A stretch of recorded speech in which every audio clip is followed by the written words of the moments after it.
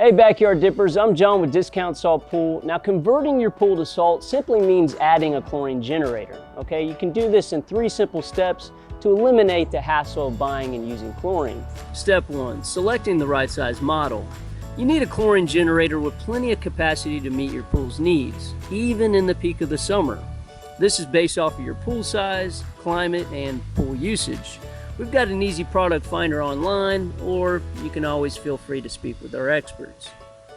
Step 2, installing your new chlorine generator. This can be do-it-yourself friendly. You'll cut and glue PVC pipe and connect it to power. Adding this to your existing system can be done in about an hour or so worth of work. And finally, step 3, adding salt. Don't worry, we're not turning your pool into the ocean. It's still like fresh water. You'll add enough salt to bring the water to about 3,500 parts per million of salinity. You shouldn't taste it, and it's safe for pool surfaces and equipment. And that's all there is to it. You'll enjoy significant savings, much less hassle, and a natural swimming experience. I'm John with Discount Salt Pool, and remember, we'll take care of you guys. Thank you.